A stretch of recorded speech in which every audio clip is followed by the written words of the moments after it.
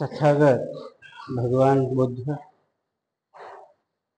भगवान बुद्धाचा धम्म आणि त्यांचा सावक संघ या त्रिरत्नाला अभिवादन करून परमपूज्य भारतरत्न बोधिसत्व डॉक्टर बाबासाहेब आंबेडकर यांच्या धम्मक्रांतीला पंचांग प्रणाम. उपस्थित उपासक उपासिका, ऑनलाईन बघणारे उपासक आणि उपासिका यांच्या प्रति मंगल मैत्री. क्रांती आणि प्रतिक्रांती ह्या ग्रंथाचं पठन आणि श्रवण करत आहोत. कालच्या भागामध्ये आपण बघितलं की ब्राह्मणेतर आणि ब्राह्मण, तर ब्राह्मणेतर म्हणून काय काय कायदे केले आणि त्यांना कशा प्रकारे ब्राह्मण वर्चस्व करता म्हणून आपली सर्व बुद्धिमत्ता पणाला लावली. आज आपण पाहणार आहोत की शूद्राचा मानभंग आणि शूद्राकरता म्हणून काय केलेलं आहे. तर त्याच्याकरता आपण आजचा हा टॉपिक आहे शूद्र आणि ब्राह्मणशाहीतील कायदे किंवा मनुस्मृती. या बदलाने अंतर्गत सामाजिक देवाणघेवाण व्यवहार बंद पडली की जो प्रमुख हेतू होता, मुलगा हलक्या जातीच्या आईच्या पोटी जन्मला एवढ्या कारणावरून उच्च वर्णातील त्याच्या पित्याची जबाबदारी संपते.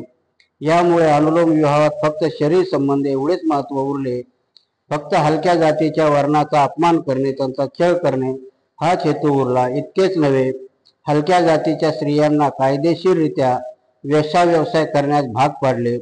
हिंदू समाजाचा कणा असलेल्या वर्णव्यवस्थेस व्यापक सामाजिक दृष्टिकोनातून एकाकी पाडले असले तरी जाती व्यवस्था हीच आदर्श व्यवस्था असल्याचे कर्मठ हिंदूंना अद्यापही वाटते. परंतु फक्त कर्मठ हिंदूच्या बाबतीत कशाला बोलायचे? इतिहास तज्ज्ञ, राजनीती तज्ज्ञ ह्या बाबतीत मुळेच मागे नाहीत. राष्ट्रवादाच्या आड जाती व्यवस्था येत असल्याचा इन्कार भारतीय राजनीती तसेच इतिहास संशोधकांनी केला आहे. त्याचा असा समज आहे की भारत हे एक राष्ट्र आहे आणि भारतीय राष्ट्र ऐवजी भारतातील जनता असा कोणी उल्लेख केल्यास त्यांना तो अपराध वाटतो. ही त्याची मनोवृत्ती समजण्याच्या पलीकडे आहे. बहुसंख्य राजनीतिज्ञ व इतिहास संशोधक हे ब्राह्मण असून आपल्या पूर्वजाच्या गैरकृत्यावर प्रकाश टाकण्याचे धैर्य त्यांच्या अंगी असेल अशी अपेक्षा करणे चुकीचे आहे. किंवा त्यांच्या पूर्वजांनी केलेल्या चुका ते मान्य करतील अशी हे अपेक्षा करणे व्यर्थ आहे. कोणालाही प्रश्न विचारी भारत हे राष्ट्र आहे का आणि सर्वजण एक स्वरात मोठ्याने होय असे उत्तर देतील. त्याचे कारण विचारा, ते सांगतील की भारत हे राष्ट्र आहे कारण भारत देशाला भौगोलिक एक संगत आहे. दुसरे म्हणजे संस्कृतीचे मूलभूत ऐक्य होय. वादासाठी म्हणून हे सर्व मान्य केले तरी हे खरे आहे की या वस्तुस्थितीवरून भारत हे राष्ट्र आहे असे अनुमान काढणे हा एक भ्रम आहे. मग राष्ट्र म्हणजे तरी काय? केवळ भौगोलिक आकार असलेला देश म्हणजे राष्ट्र नव्हे. समान भाषा, समान धर्म किंवा समान जात यातून लोकांनी मिळवलेली समान संस्कृती म्हणजे राष्ट्र नव्हे. या उलट माझे असे मत आहे की राष्ट्रीयत्व ही एक वस्तुनिष्ठ मानसिक भावना आहे. ती एक एकाकीपणाची सामूहिक भावना आहे की ज्यामुळे मनापासून नातेवाईक असल्याची भावना निर्माण होते. या राष्ट्रीय भावनेस दुधारी भावना आहेत. एकदा स्वतःच्या नातेवाईकाच्या सहवासाची भावना निर्माण होते आणि ज्याला असा स्वतःचा गोतावळा नसेल त्याच्या मनात या विरुद्धची भावना निर्माण होईल. ही एक सत्सद विवेक बुद्धीची भावना आहे की ज्यामुळे स्वतःच्या गोतावळा एकत्रितपणे राहू शकतो आणि ते अंतरावर आहेत ते दूरचे ठेवले जातात. स्वतःचा एखादा समूह असावी की आशा असते. राष्ट्रीयत्व आणि राष्ट्रीय भावनेसाठी या गोष्टीची खरी आवश्यकता असते. स्वतःच्या नातलगाचा गोतावळा असावा ही अपेक्षा मी म्हटल्याप्रमाणे खरी वस्तुनिष्ठ मानसिक भावना आहे. आणि लक्षात ठेवण्यासारखी महत्वाची गोष्ट म्हणजे स्वतःचा गोतावळा असावा ही भावना पूर्णपणे भौगोलिक ऐक्य असेलही तरी सुद्धा त्यात हक्काचे काहीतरी असू शकते. एखाद्या ठिकाणी भौगोलिक ऐक्य असेल तरीही तेथे हक्काचे काहीही असू शकते. एखाद्या ठिकाणी सांस्कृतिक ऐक्य असेल परंतु तेथे हक्काची भावना असेल. सांगण्याचा मुद्दा असा की भौगोलिकता किंवा संस्कृती ह्या काही राष्ट्रीयत्वाच्या प्राथमिक गोष्टी नाहीत. सगळं एवढं वाचलं याच्यामध्ये मला वाटतंय शोधला तरी मुद्दा सापडणार नाही.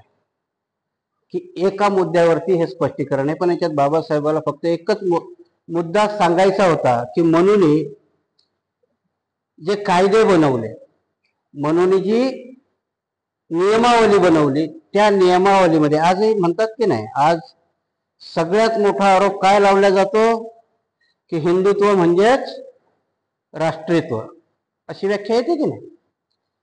बाबासाहेबांनी हे बघा किती पूर्वी लिहून ठेवलं. मग हिंदुत्व म्हणजे नेमकं काय, तर म्हणून पारित केलेले कायदे म्हणजे हिंदुत्व आहे का? बाबासाहेब त्याला मानायला तयार नाही. कारण तुम्हाला राष्ट्रीयत्व येणं म्हणजे भौगोलिक सीमा तेवढ्या राष्ट्रीयत्व होऊ शकत नाही.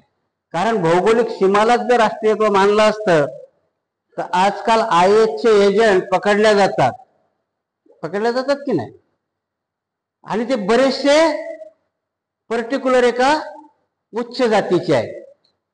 जेवढा आरोप मुसलमानावरती केला जातो त्यातला एकही एजंट मुसलमानाचा सापडत नाही. आणि म्हणून बाबासाहेब इथे म्हणतात की राष्ट्रीयत्वाची भावना जर निर्माण करायची असेल तर समूह आणि समूहामधलं कुटुंबामधला गोतावळा, हा गोतावळा जेव्हा एकत्र येतो तेव्हा आपुलकी निर्माण होते. मनू गोतावळा निर्माण करतो का, तर नाही. मनू कुठल्या तरी एका माणसाला अधिकार देतो आणि बाकीच्यांना सगळ्यांना वंचित करण्याचा प्रयत्न करतो. आणि म्हणून जर मनूच्या भूमिकेतून पाहिलं तर तो राष्ट्रीयत्व पण निर्माण करत नाहीये. बाबासाहेब सांगतात की मनूच्या कायद्यानुसार राष्ट्रीयत्वही निर्माण होऊ शकत नाही. म्हणून मागे मी एका प्रवचनात सांगितलं की स्वातंत्र्य, बंधुता आणि न्याय ह्या 3 गोष्टी प्रिएम्बल मध्ये आणल्या होत्या. सगळ्यांचं एकमत झालं होतं. बाबासाहेब त्याच्यावर बोलले, पण बाबासाहेबांनी शेवटच्या भाषणात सांगितलं होतं की तुम्हाला राष्ट्र निर्माण करायला हे पुरेसं नाहीये. नुसतं स्वातंत्र्य, न्याय हे देऊन चालणार नाही तुम्हाला जोपर्यंत तुम्ही त्याला बंधुत्वाची जोड देणार नाही.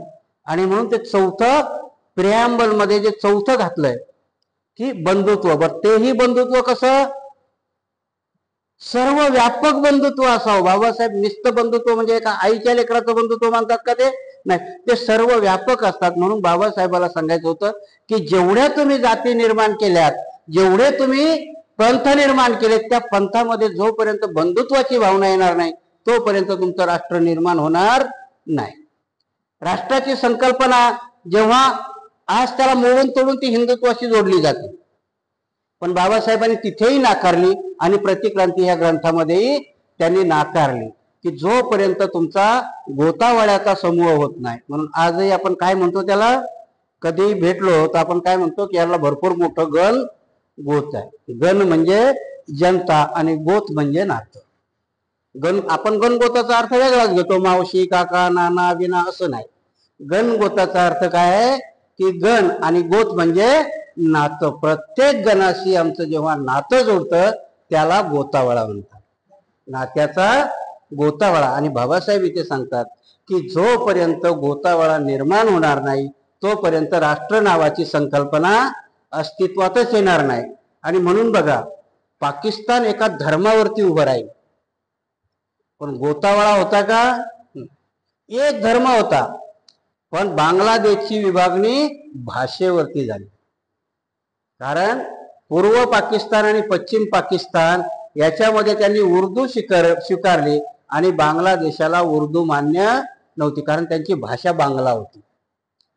म्हणून धर्माच्या नावावर जोपर्यंत जर तिथे गोतावळा निर्माण केला असता तर त्यांची फाळणी झाली नसती. आजही इंगित आहे की भारताचं एवढ्या भाषा, एवढे राष्ट्र, एवढं सगळं असताना का टिकून आहे, तर घटनेमध्ये दिलेला गोतावळा त्यांनी एकत्र केलेला होता, त्याच्यामध्ये ती भावना निर्माण केली होती. म्हणून आज 70-75 वर्ष होत आहेत, खूप मोठे वादळ उठत आहेत, तरी पण राष्ट्र फुटतंय का, नाही.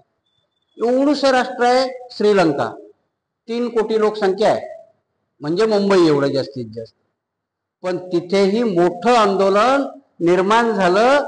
त्यांना जो जाफना नावाचा विभाग आहे त्यांना तामिळ लोकांकरता आलं पाहिजे, कारण त्यांच्या घटनेमध्ये गोतावळा निर्माण झाला नाही. त्यांनी सिंहली भाषेला प्राधान्य दिलं आणि म्हणून तामिळ भाषिक संघर्ष करतात. तामिळ टायगर तुम्ही बघितलं असेल ना, प्रभाकरन खूप मोठं हे झालं. ऍक्च्युली राहुल गांधीचे वडील यांचा खून कशामुळे झाला? इथून आपण शांती सेना पाठवली होती तिथे, कारण ह्या खोलातल्या गोष्टी आपल्याला माहिती नसतात. आपली सेना तिथे जाऊन तिथे अत्याचार झाले, कारण कुठलंही सैनिकी प्रशासन सुशासन आणू शकत नाही. आणि म्हणून राजा महाराजाचंही शासन कशी असायची? सैनिकी शासन होती ना ती. तुमच्या सोशल वेलफेअरशी त्यांना काही घेणं देणं नसतं. आणि म्हणून राजीव गांधीचा खून त्या असूयेपोटी झाला. जी धानी आता तिला सोडलंय, आणि जिने गळ्यामध्ये बॉम्ब टाकून ती राजीव गांधीच्या गळ्यात टाकून ती स्वतःही मेली आणि त्यांनाही मारलं. कारण ह्या कोरदार ज्या भावना निर्माण होतात त्या कुठेतरी अन्यायाच्या प्रतिकारात असतात. आणि म्हणून शांती सेना पाठवली. शांतता तर निर्माण नाही झाली, पण आमच्या एका पंतप्रधानाला ते घेऊन गेले. म्हणून राष्ट्र निर्मिती करता गोतावळा खूप महत्वाचा असतो. बाबासाहेब काय सांगतात की म्हणूनही गोतावळा निर्माण केला नाही, आणि म्हणून स्वातंत्र्याच्या लाख लोक म्हणत असतील.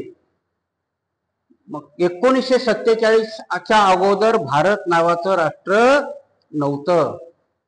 किती लोक काही म्हणत असतील, असून असून काय असेल तर तो एक समूह होता, मेजॉरिटी सांस्कृतिक याचा, की ज्याला देव नावाची संकल्पना मेजॉरिटी लोक मानत होते. पण ते एक राष्ट्र नव्हतं. ते एक राष्ट्र कधी आलं? 1950ला, जेव्हा तुमची राज्यघटना लागू झाली. आणि म्हणून भारत नावाचं राष्ट्र अस्तित्वात आलं. तेच प्रतिक्रांतीमध्ये बाबासाहेब लिहितात की जोपर्यंत गोतावळा निर्माण नाही झाला तोपर्यंत राष्ट्र निर्माण होऊ शकत नाही. निस्ताच निर्माण करून भागेल का? तर त्याचे ऋणानुबंधही जुळले पाहिजे. आणि म्हणून कधी कधी जर आंदोलन होतं की नाही, मुंबईमध्ये भैया लोकांनी येऊ नये, हे आंदोलन जेव्हा होतं तेव्हा गोतावळ्या तोडण्याचं काम होत असतं. आणि म्हणून काही काही लोकांना ते बरं वाटतंय. आता कधी कधी औरंगाबाद मध्ये वरला की उत्तर भारतीय येतात आणि आमची स्पेस खातात, हा आरोप असतो की नाही.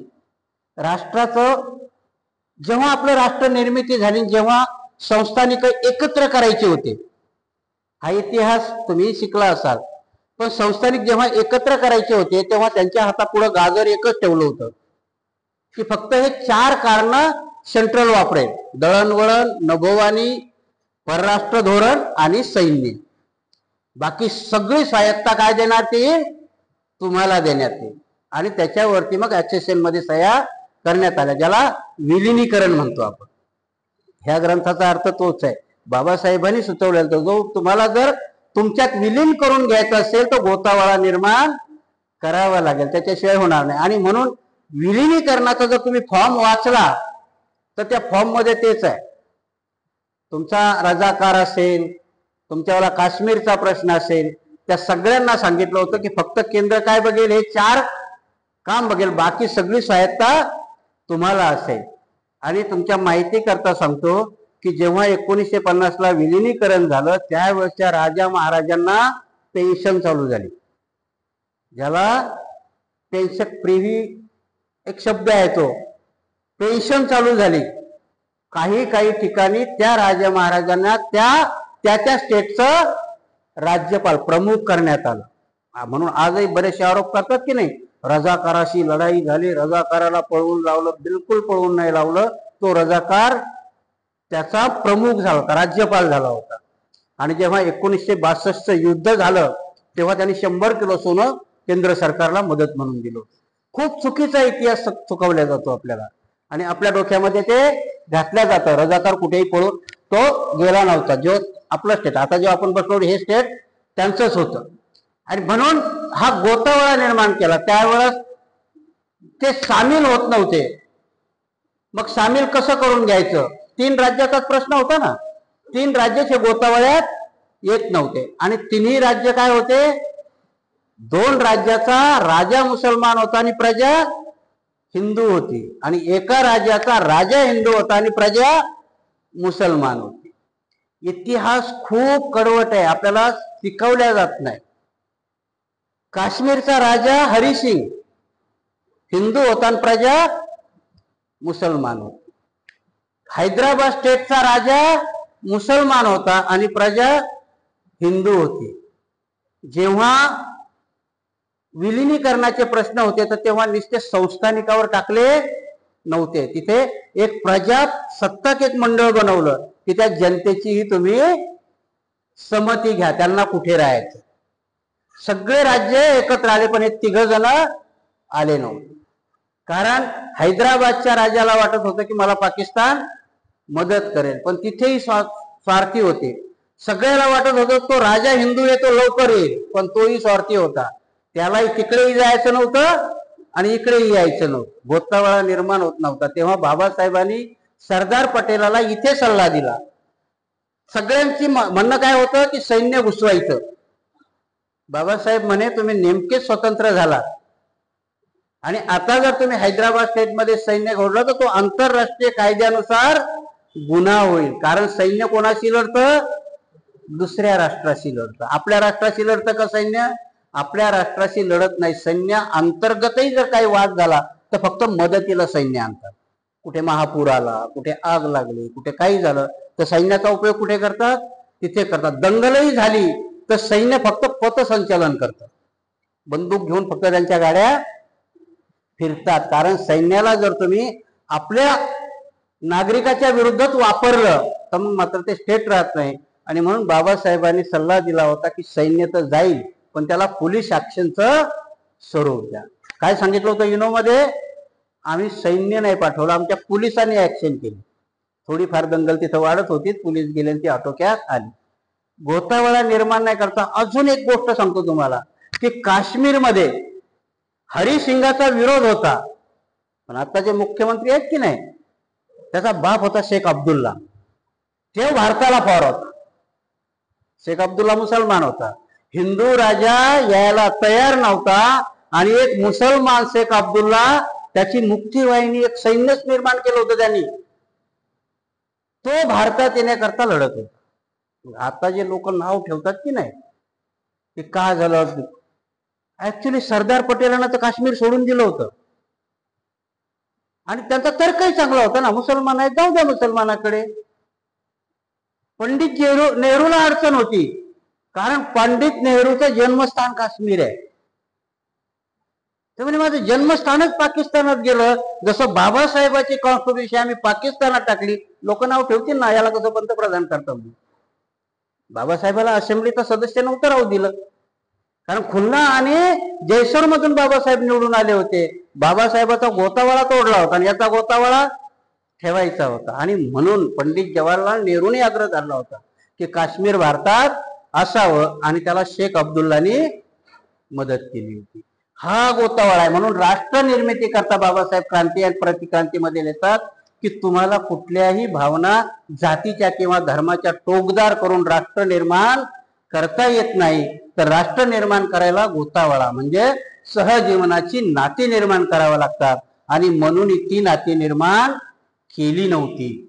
म्हणून बाबासाहेबांनी घटनेमधून सगळ्यांना गोतावळा निर्माण केला. बंधुत्व हे एक कॉलम त्याच्यामध्ये टाकलं आणि भारताची राज्यघटना बनली. आणि म्हणून असंख्य भाषा असणारा, असंख्य पंथ असणारा हा देश एक झाला. त्या राजा महाराजाच्या नंतर इंदिरा गांधींनी पेन्शन बंद केल्या, बँकेचं राष्ट्रीयकरण केलं. ते सगळं घटना दत्त होतं कारण घटनेमध्ये ते लूफॉल बाबासाहेबांनी सोडले होते, टाकले होते आणि ते लूफॉल इंदिरा गांधींनी हेरले आणि त्याच्यामुळे हे सगळं होतात. पुढे जाऊया.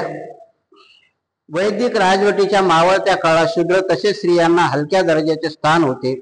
बौद्ध धर्माच्या लाटेने त्या दोघांच्याही दर्जात बदल झाला. थोडक्यात सांगायचे झाले, बौद्ध धर्माच्या राजवटीत शूद्रांना संपत्ती जमा करण्याचा, ज्ञान संपादन करण्याचा इतकेच नव्हे तर राजा होण्याचाही अधिकार प्राप्त झाला होता. ब्राह्मणाच्या वैदिक कारकिर्दीतील सूत्रात अत्यंत खालचा दर्जा प्राप्त झाला होता. ब्राह्मणाच्या आदेशाविरुद्ध बौद्ध भिक्षूचा आदेश होता. दोन्ही आदेश त्यांना त्यांच्या धर्म पद्धतीनुसार त्यांचा दर्जा व पात्रता या संदर्भात आहेत. वैदिक काळात शूद्राला ब्राह्मण होण्याची उमेद नव्हती, परंतु ब्राह्मणाचा दर्जा व पात्रता असलेला भिक्षू तो होऊ शकत होता.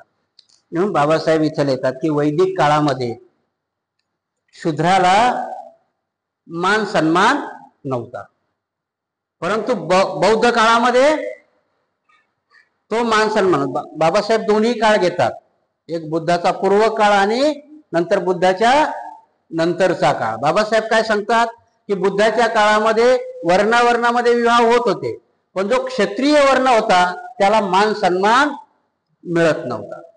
पण बुद्धाच्या काळामध्ये शूद्राला संपत्तीच जमवणं काय, शूद्र राजेही होऊ शकत होते. जर तुम्ही बिंबिसार आणि राजा प्रसेनजीत बघितलं तर हे शूद्र राजेच आहेत. पूर्ण ही राजवट, बिंबिसाराची राजवटच सम्राट अशोकापर्यंत येते. सम्राट अशोकाचा पंजा हा दासीपुत्र आहे, चंद्रगुप्त मौर्य. बुद्धाचा समवयस्क प्रसेनजीत हाही मातंग आहे, त्याचाच भाऊ. म्हणजे त्यांच्यात जे होणारे लग्न आहेत ते सरमिसळ होत होते. आणि म्हणून त्यावेळेस पर्यंत तरी बौद्ध काळामध्ये शूद्र आणि अतिशूद्र असतील त्यांना मान सन्मान संपत्ती हे मिळवण्याचा अधिकार होता. क्रांतीमध्ये, बौद्धाच्या क्रांतीमध्ये हा मान सन्मान मिळाला, परंतु जेव्हा प्रतिक्रांती होते तेव्हा शूद्राला मात्र पुढे येईल ते की मनुस्मृतीने कुठले कुठले कायदे केले आणि काय केले. बाबासाहेब हे दोन कम्पेअर करतात की बुद्धाच्या पहिल्या काळामध्ये फक्त मान सन्मान नव्हता, शूद्राला हलकी. आपण मागच्या याच्यामध्येच बघितलं की गुरुकुलात गेला तर त्यांची पात्रता बघून वर्ण दिल्या जायचे. नॅचरली या शूद्र वर्णाला हलक्या दर्जाची कामं मिळायची, पण तो वर्ण परमनंट होता का, परमनंट नव्हता. किंवा माझा मुलगा, मी शूद्र आहे, माझ्या पोटी जन्माला आलेला मुलगा शूद्र होत नव्हता, ती त्याची पात्रता तो ठरवत होता. पण जेव्हा जन्माने आली तेव्हा मात्र ती कधी आली, बुद्ध पूर्व काळामध्ये आली.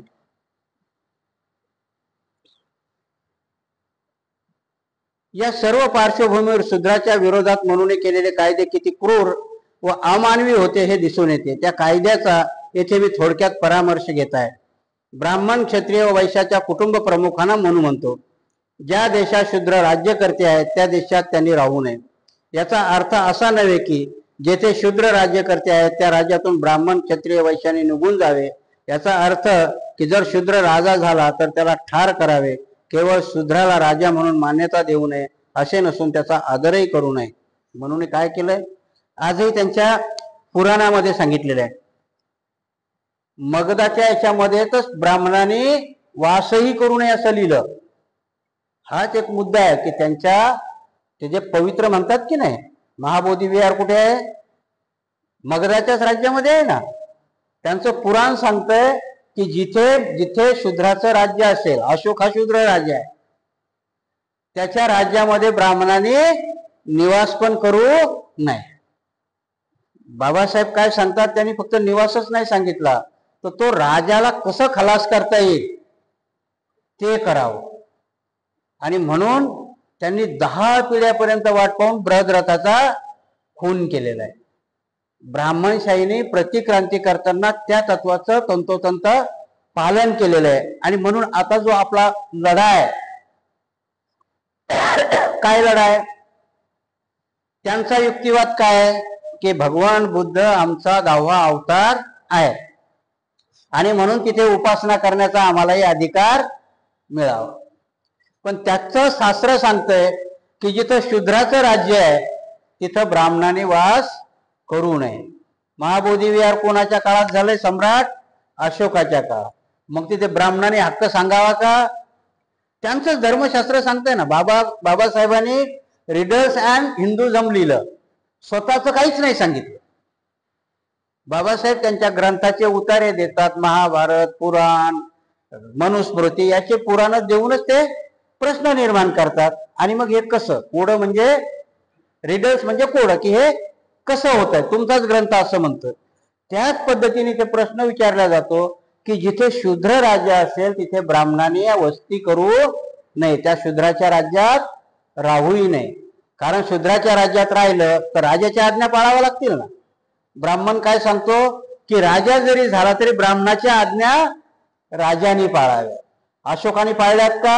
नाही. अशोकाने कुठेही राजाज्ञा स्वतः दिल्या, त्यांनी पाळल्या नाही. आणि म्हणून बाबासाहेब इथे म्हणतात की ब्राह्मणाचे आदेश आणि भिक्षूचे आदेश दोघांचं जर कम्पेअर केलं तर ब्राह्मणाचे आदेश शूद्राकरता अमानवी आणि क्रूर आहेत.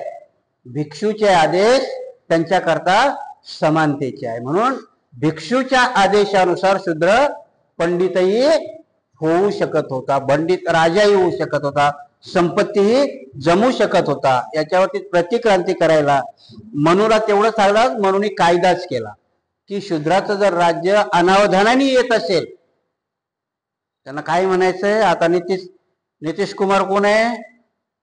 शूद्र आहे ना.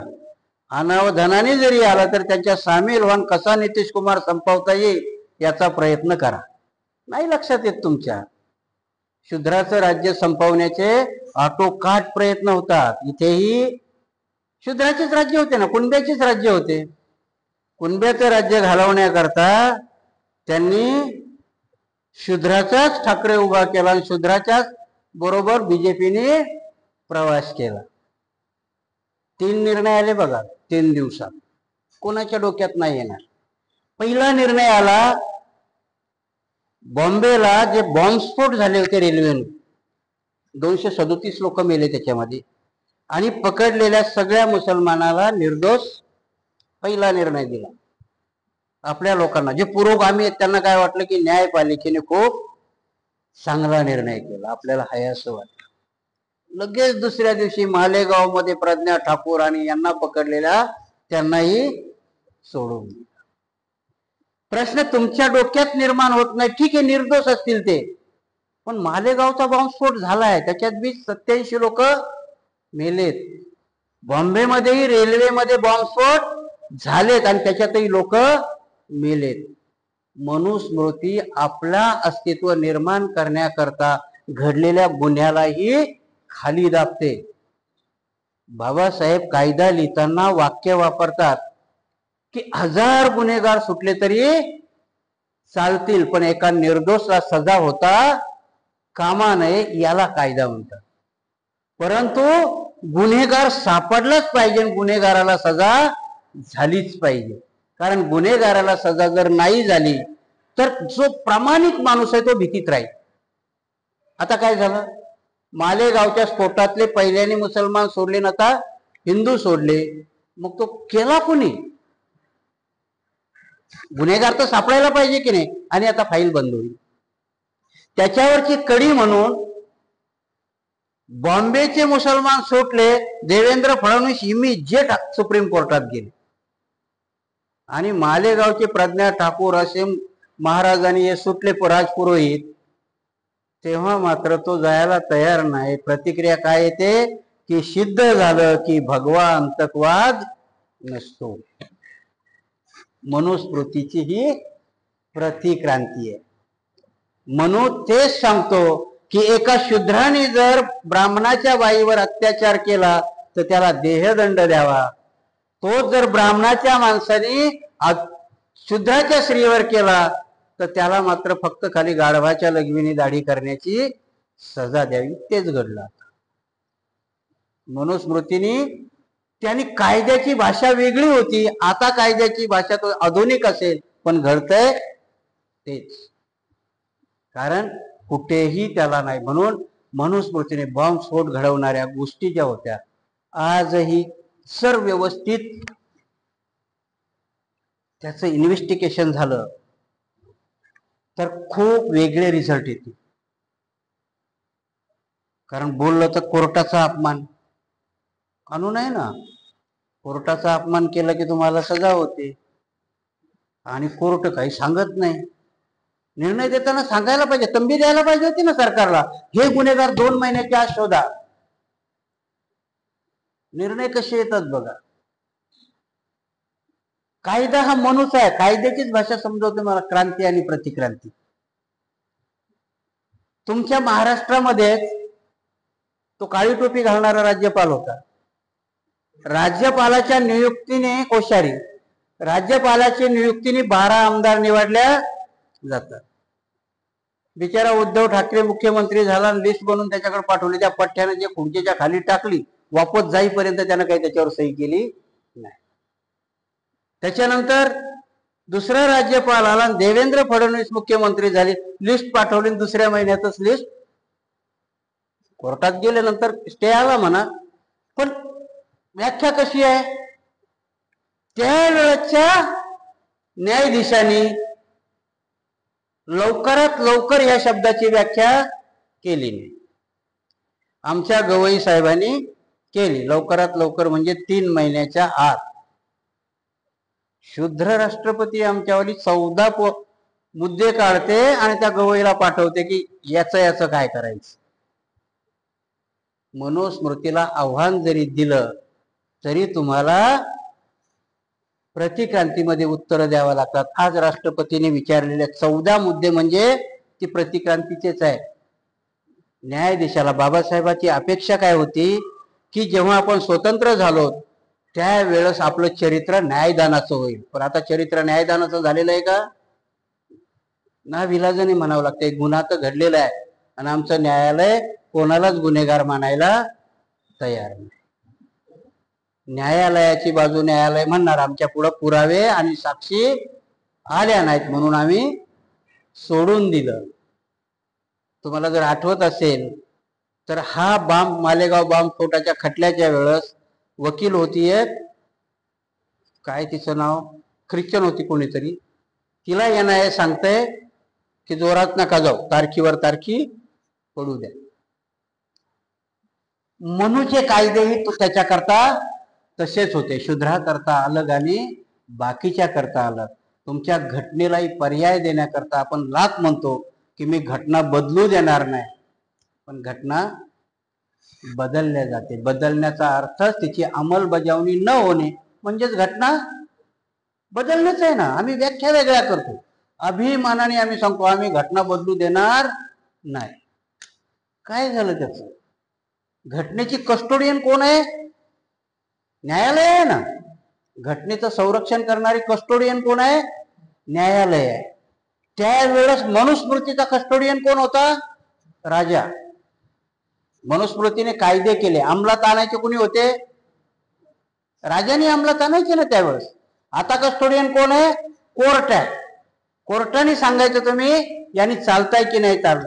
आणि दोन्ही ठिकाणी अंमलबजावणी करणारे जर चांगले नसतील तर मग ते कुचकामी ठरते. त्यावेळेच्या राजानेही मनुस्मृती कठोरपणाने अंमलात आणली, कारण राजाला त्यांचे स्वार्थ मनुस्मृतीने दिले होते. इथे बाबासाहेबांनी समानता दिली. आणि मात्र आजपर्यंत आपण काय, तुम्ही विचार करा ना की घटनेला मानतोय कोण? बहुजन मानतोय म्हणूनच अस्तित्वात आहे ना. जर 85% यांचे कायदे मानायला नकार दिला तर काय होईल? शासनकर्ते आज कोण आहे? त्यांचं काय होईल? म्हणून घटना खरं कोणाचं संरक्षण करते? त्यांचं करते. त्यांच्या ते लक्षात येत नाही. आणि म्हणून म्हणतात ना की ताकदवानाची ताकद कुठपर्यंत उपयोगी असते की समोरच्याला जोपर्यंत फक्त त्याच्या ताकदीची भीती वाटते. ज्या दिवशी त्याच्यातली भीती निघून जाते त्यावेळेस पहिलवानालाही सगळे जण मिळून लोळावतात. ती फक्त खाली भीती निघून जायला पाहिजे. बाबासाहेबही इथे तेच लिहितात की प्रतिक्रांतीमध्ये प्रतिक्रांती करत असताना म्हणून एवढ्या गंभीर्याने आणि एवढ्या क्रूरपणाने कायदे राबवले की शूद्राला मानवरती काढूच दिली नाही. आणि ते कायदे किती कठोर आहेत ते बघा. यज्ञ आदी धार्मिक विधीसाठी ब्राह्मणाने शूद्राकडे संपत्ती मागू नये. विवाह करण्यास शूद्रास मनाई आहे. कोणत्याही उच्चवर्णीय स्त्रीशी शूद्राने संबंध ठेवला व विचार केला तर त्यास म्हणून जास्तीत जास्त कठोर शिक्षा फरमावली पाहिजे. उच्चवर्णीय विवाहात किंवा अविवाहित स्त्रीशी तो शूद्र समागम करेल त्याला पुढील पद्धतीने शिक्षा करावी. जर अविवाहित स्त्री असेल तर तो गुन्हा करणारा त्याच्या शरीराचा भाग कापून टाकावा व जर विवाहित स्त्री असेल तर त्या सुद्धा मृत्यूदंड देऊन त्याची संपत्ती जप्त करावी. गुन्हा एकच आहे, पण तिथेही तो स्त्रीला किती निकृष्ट समजतो. स्वतःच्या स्त्रीला जर शूद्रांनी सवर्णाच्या स्त्रीवर समजा दुष्कृत्य केलं आणि ती स्त्री कुमारिका असेल तर त्या शूद्राचं अंग कापावं, म्हणजे गुप्तांग लिंग कापावं ही शिक्षा आहे. पण ती स्त्री जर विवाहित असेल मग मात्र त्याला मृत्यूदंड द्यावा. स्त्रीच आहे, पण म्हणून दोन कायदे बनव. अविवाहित असेल तर त्याचं लिंग कापण्याची सजा आहे, आणि ती स्त्री जर विवाहित असेल तर मग मात्र त्याला मृत्यूदंड द्यावा. बाबासाहेब सांगतात की असा पक्षपातीपणाचा कायदा असल्यामुळं तर तिथे अंमलबजावणीच्या नंतर शूद्रावर मानहानीचीच वेळ येणार. म्हणून ब्राह्मणशाहीमध्ये शूद्र आणि स्त्री करता ब्राह्मणशाहीने कठोर निर्णय घेतलेले आहेत, कठोर कायदे बनवलेले आहेत. शूद्र हा गुलाम असला पाहिजे, अधिकारास अपात्र असला पाहिजे, तो अशिक्षित निर्धन असला पाहिजे, त्याच्याकडे असलेल्या संपत्तीची नोंद असली पाहिजे, असा मनूचा आग्रह आहे. त्याच्या पुढे मनू जाऊन सांगतो की अस्पृश्याला जर गुलाम ठेवायचं असेल तर काय करावं लागेल, त्याला संपत्तीचा हक्क नाकारला पाहिजे. कारण त्याच्याकडे संपत्ती आली तर तो ब्राह्मणाचा आदेश मानेल का? आणि म्हणून मनू पुढे त्याच्याही पुढे जाऊन कायदा बनवतो. उद्धटपणाने जर शूद्र ब्राह्मणांना धर्मज्ञान शिकू लागला तर राजाने त्याच्या तोंडात व कानात उकळते तेल टाकावे. एखाद्या शूद्राने, आता मला सांगा, मला केवढा मोठा अपराध करतो मी, जबरदस्तीने धम्म सांगायला लागलो ना, मला काय सजा केली असती? आणि त्यांनी ती सजा छत्रपती संभाजीच्या करता अंमलात आणली. लक्षात येत नाही इतिहासाच्या. छत्रपती संभाजी राजाने बोलू नये, ज्ञानेश्वराने 18व्या वर्षी ज्ञानेश्वरी लिहिली. ज्ञानेश्वरी म्हणजे गीता.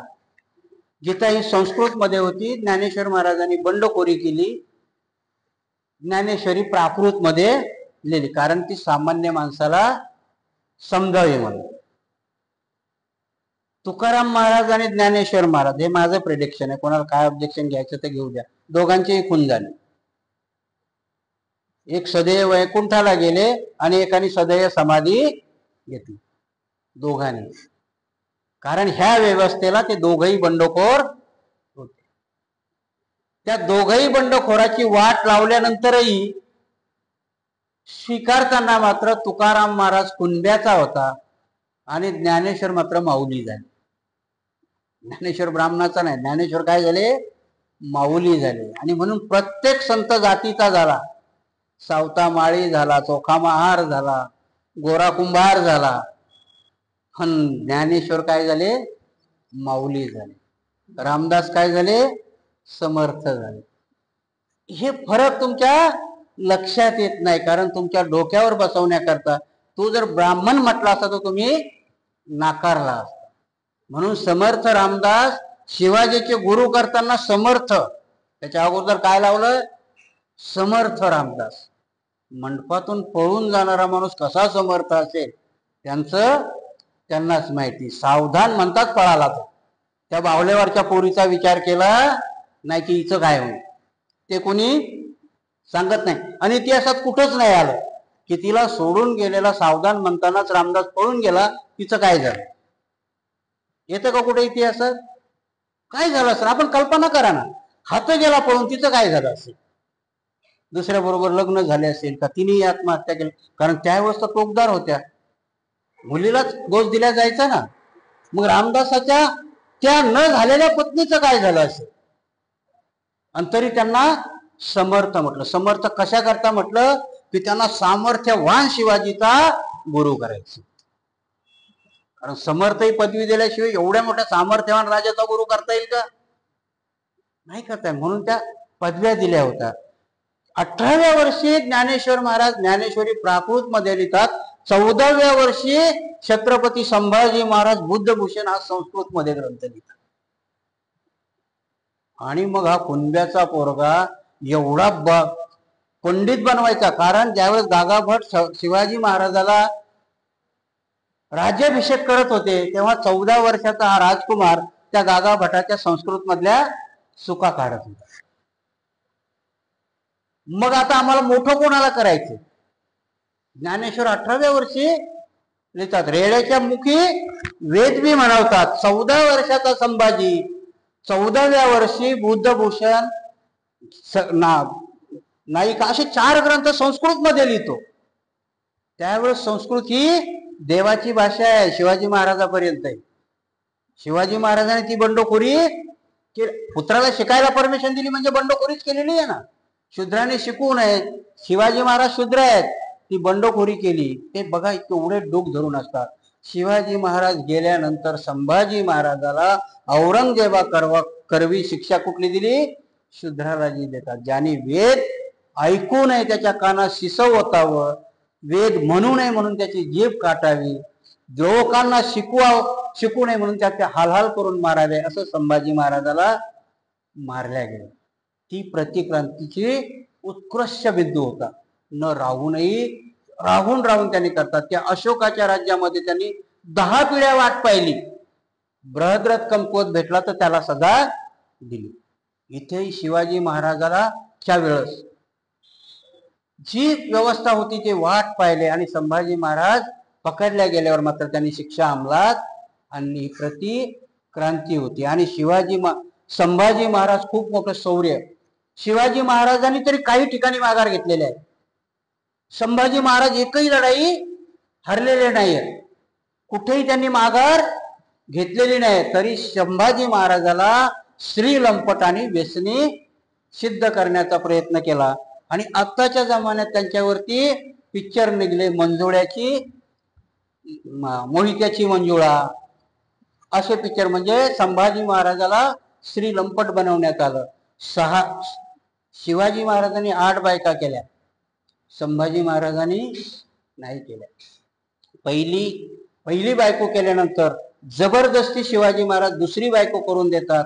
कारण सिंदखेड राजाच्या जाधव घराण्याशी जे वितुष्ट आलं होतं त्याचा एकोपा करावा म्हणून दुसरी संभाजीची बायको ही जाधवाची आहे, शिवाजी महाराजाच्या आजोळाची. आणि त्याबरोबर तेही माहिती नाही, संभाजी महाराजाला कृष्णा नावाचा एक मुलगा आणि भवानी नावाची मुलगी आहे. हे इतिहास सगळे झाकून ठेवले, कारण ह्या इतिहासामध्ये क्रांती निर्माण करणाऱ्या गोष्टी आहेत. म्हणून शिवाजी महाराजही स्मरणाच्या बाहेर घालवले होते. जसे बुद्ध घालवले होते तसे शिवाजी महाराजही स्मरणाच्या बाहेर घालवले होते पेशव्यांनी. त्याच्याकरता महात्मा फुलेला जन्माला यावा, रायगडावर जाऊन त्यांची समाधी शोधून काढावी लागली. आणि पहिली शिवजयंती महात्मा फुलेंनी अस्तित्वात आणली. म्हणजे मनूच्या कायद्याला जसे जसे विरोध झाले तसे तसे तो अजूनही तुम्हाला ते विरोध तसे करत नाही. ते एकदम शांतपणाने जातात, गाठोडं बांधतात, तुमच्याच डोक्यावर देतात आणि तुम्हालाच घेऊन जायला सांगतात. म्हणून मनूही तसाच होता. जर पिरियड आपण तो बघितला तर अशोकाच्या पिरियड पासून फार 8व्या शतकापर्यंत राजा हर्षवर्धनाच्या काळापर्यंत बुद्ध काळ चालू आहे.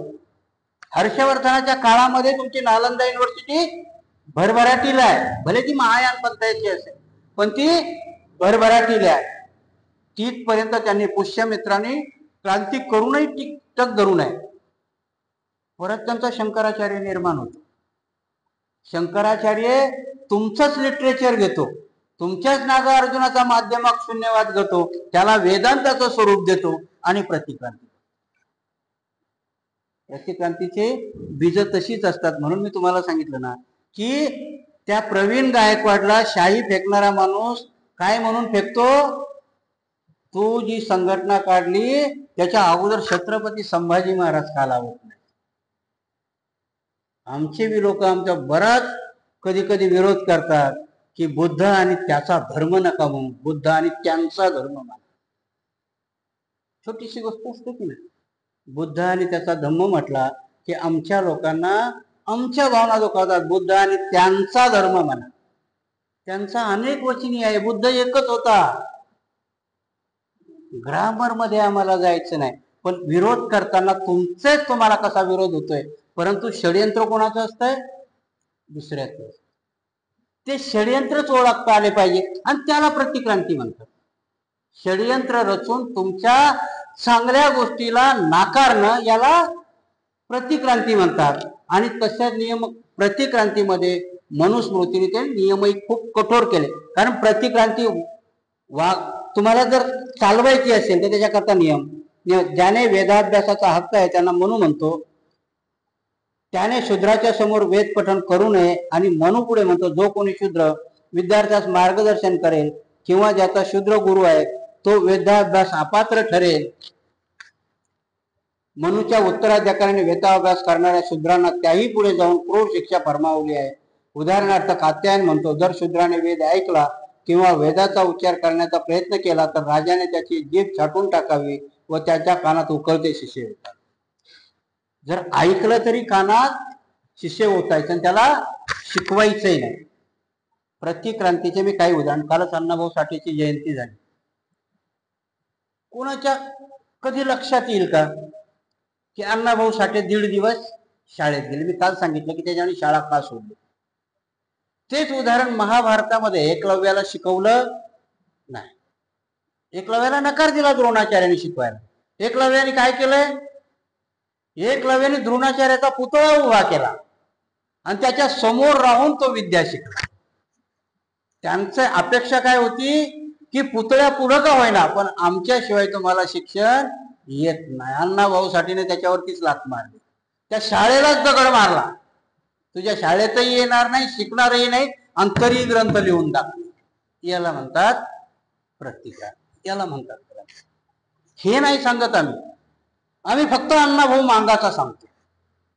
पण त्या अण्णाभाऊने त्या शाळेवर दगड मारला. एकलव्य नाही झाले, तुला दक्षिणाही देणार नाही, तुझ्याकडून शिकणारही नाही, असे 2 पुरुष आहेत, वामनदादा कर्डक आणि अण्णाभाऊ साठे. शाळेतही नाही गेले.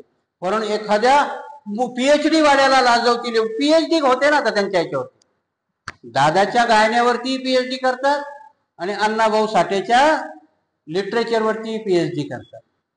ही असते क्रांती आणि प्रतिक्रांती. ही आम्हाला सांगता आली पाहिजे. तेव्हा मागाला अधिकार नाही पोहोचणार अण्णाभाऊ साठे मागा आहे म्हणण्याचा.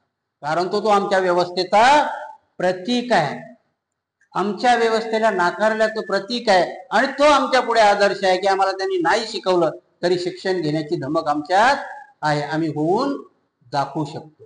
ह्या क्रांती आणि प्रतिक्रांतीची बीज आमच्या लोकांना ना आमच्या लोकांनी सांगितली ना ती आम्ही आत्मसात केली. आणि म्हणूनही आम्ही अण्णाभाऊ साठेची जयंती असेल की वाकडं करून जातो. कोणातरी ते मांग करतात, करू द्या, करा ना त्याच्यावर अतिक्रमण, जा त्या स्टेजवरती, बसा त्याच्यावरती, सांगा धमकावून अण्णाभाऊ साठे आमचं प्रतीक आहेत म्हणून. तुमचं नाहीये. त्या व्यवस्थेला लाथ मारण्याची अनुभूती आम्हाला दिली अण्णाभाऊ साठे. परंतु आम्ही आमच्या धरोहर खुशाल दुसऱ्याला सोडून देतो. मग कसं तुम्हाला बौद्ध गयाचं विहार तुम्हाला देतो? कारण तुम्ही त्याच्यावर अधिकार त्या पद्धतीने सांगत नाही. बाबासाहेबांनी सांगितले, चौदार तळ्याचा सत्याग्रह तो अधिकार सांगण्याचा होता. काळ्या रामा मंदिराचा सत्याग्रह त्या क्रांतीचा होता. आणि म्हणून कितीही कठोर कायदे बनवले तरी त्या कठोर कायद्याला निवारण करण्याकरता वेळोवेळी हे महापुरुष आलेले. शूद्राला जरी संपत्ती साठवण्याची क्षमता असली तरी तो मुलाम असल्याने त्याने धनसंचय करू नये. कारण या कृतीने ब्राह्मण वर्गास मानसिक क्लेश होतात. या नियमासाठी नियम नसून सूड होणे एवढेच त्यामागचे कारण आहे. शूद्राच्या धनसंचयास केलेली एवढी मनाई सुद्धा मनूला पुरेशी वाटली नसल्याने शूद्राला धनसंचयासाठी कोणतीही पळवाट राहू नये यासाठी शूद्राने ब्राह्मणास दान केले पाहिजे असे मनू म्हणतो. या कायद्याच्या 2ऱ्या कलमाद्वारे मनू म्हणतो, ब्राह्मण जर विपन्न अवस्थेत असेल तर चर्यार्थासाठी त्याने निसंकोच शूद्राची मालमत्ता जप्त करा. ब्राह्मणाला एवढा अधिकार देतो की ब्राह्मण समजा कुठलाही व्यवसाय करण्याच्या लायक नाही राहिला तर शेवटचा पर्याय काय की शूद्राची संपत्ती त्याने हडप करा. आताही तुमच्या नोटबंदीत तेच झालं ना. काय झालं? नोटबंदी केली, सगळ्याला तुम्हाला बँकेत पैसे जमा करायला. बिचाऱ्या बाया कशा बी नवऱ्याच्या खिशातल्या चोरून चारून ठेवत होत्या, त्यांची कमाई बँकेत. कारण श्री तर सगळ्या शूद्र आहे ना, तिला तर संपत्ती जमा करायचा अधिकारच नाही. तुमच्या शूद्राचे बँक खाते होते, बिचारायचे गल्ले होते घरात, ना विलाजानं ते नवऱ्याच्या हातात द्यावा लागले की हे टाका नेऊन बँकेत, आणि तो त्यांचा मल्ल्या घेऊन पळून गेला. शूद्राची संपत्ती कशी घ्यावी म्हणून इथं हिसकावून घ्यावा सांगितली. आधुनिक म्हणून तुम्हाला गोड बोलून घेऊन. ह्या ज्या प्रतिक्रांतीच्या खुणा आहेत त्या लक्षात यायला खूप वेळ लागतो. इंदिरा गांधींनी राष्ट्रीय बँकाचं राष्ट्रीयकरण केलं. आता हे प्रायव्हेटलायझेशन करण्याच्या मार्गावर. तुमच्या अस्तित्वाच्या खुणा. सहकार काय आहे? सहकारामध्ये तुमचा हिस्सा आहे ना. जर एखादा साखर कारखाना सहकारी असेल तर त्याच्यावर सगळ्यांचा अधिकार आहे. महाराष्ट्रामधल्या जवळजवळ 90% साखर कारखान्याचं प्रायव्हेटलायझेशन करून मोकळे झाले. म्हणून आमच्या मुंडेबाईचा कारखाना होतो तिकडे, अजित पवाराचा होतो, शरद पवाराचा होतो, असं झालं. हे सगळे पहिले काय होते? सहकारी साखर कारखाने होते. मनुस्मृती कशी घ्यायला सांगते? त्यावेळेस जबरदस्तीने घ्यायला सांगितलं. आताची मनुस्मृती कशी घ्यायला सांगते? तो साखर कारखाना बिमार करते. मग तोट्यात गेला की मग काय सांगते? याला विका. आता सहकारात हा चालणार नाही. आणि मग तो विकत कोण घेतो? आणि मग मात्र तो नफ्यात चालतो. तुम्हाला एक उदाहरण सांगतो. तुम्ही जर मुंबईला कधी गेलात तर शांताक्रुज विमानतळाच्या बाजूला सेंटर नावाचं एक हॉटेल आहे. ते सरकारी होतं पहिले. वाजपेयीच्या काळात अरुण शौरी नावाचा माणूस हे विकण्याच्या मंत्री बनवला होता. ते सेंटर हॉटेल विकायला काढलं. 925 करोडला लिलाव झाला. तो एका ब्राह्मणाने घेतला. लिलाव सकाळी 12 वाजता त्याच्या नावावर झाला.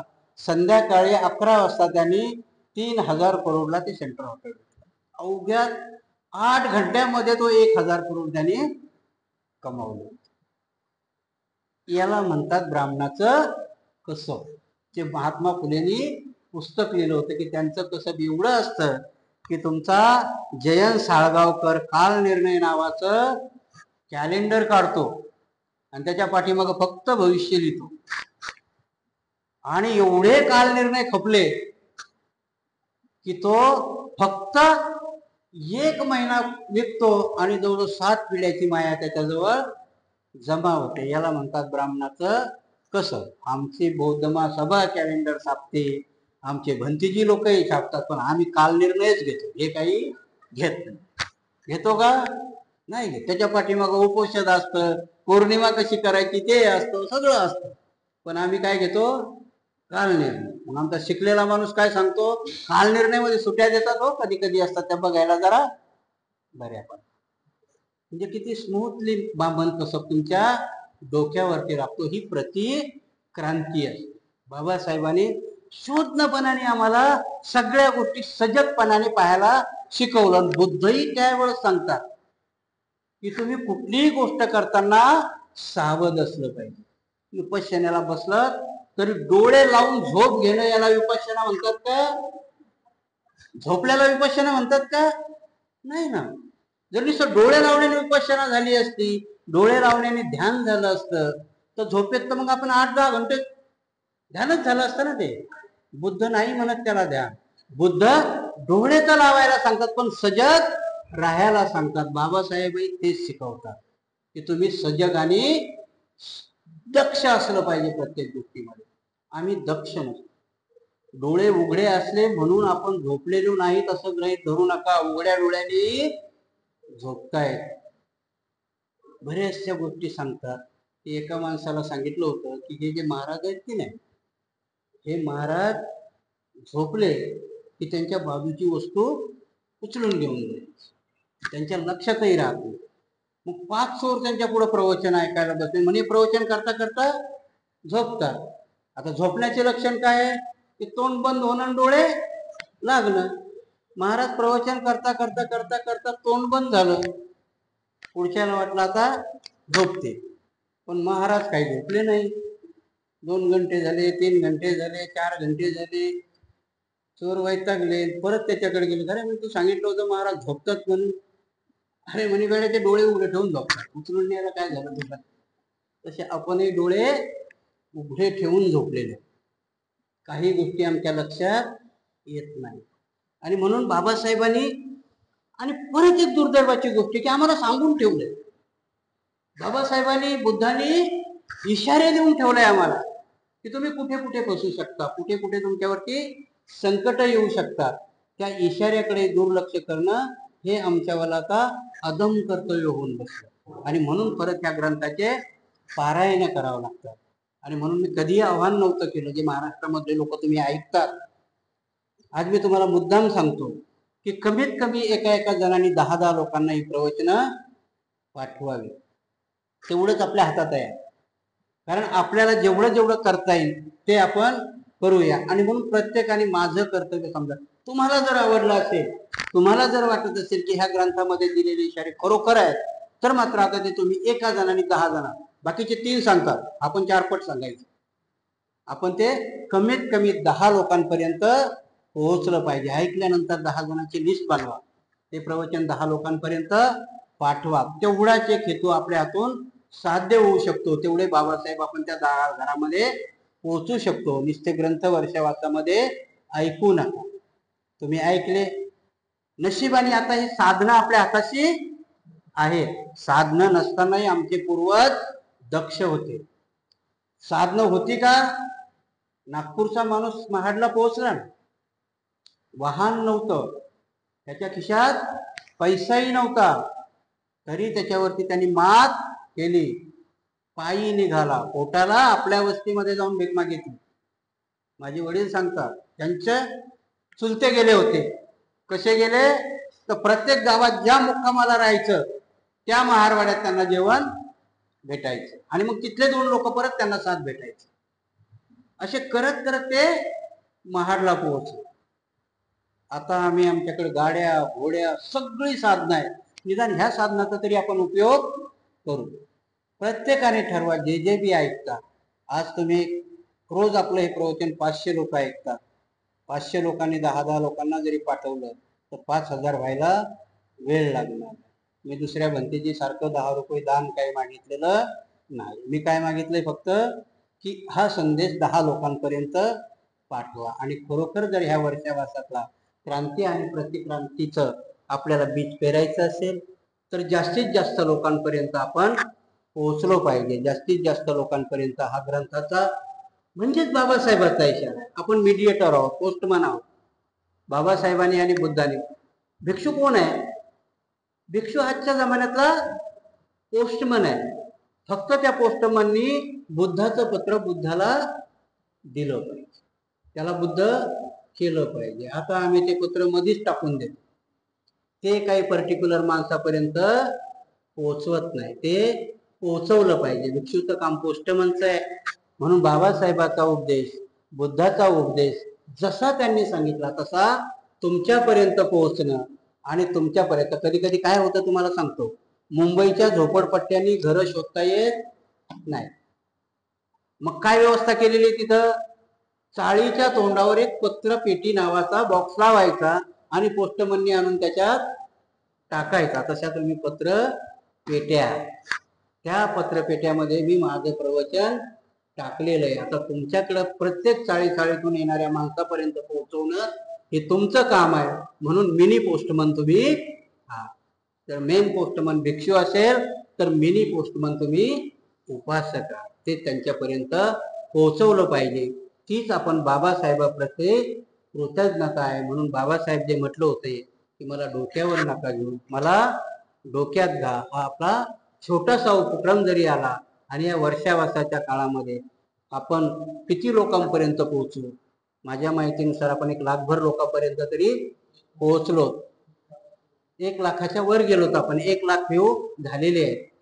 कमीत कमी आपण 1 करोड लोकांपर्यंत जाऊया. एवढा जरी आपल्या 3 महिन्याच्या काळात आपला संकल्प झाला, महाराष्ट्रातले लोकही आपल्याला साथ देतील अशी अपेक्षा व्यक्त करून आजचा हा ग्रंथ आपण इथे थांबूया. बाकी उद्या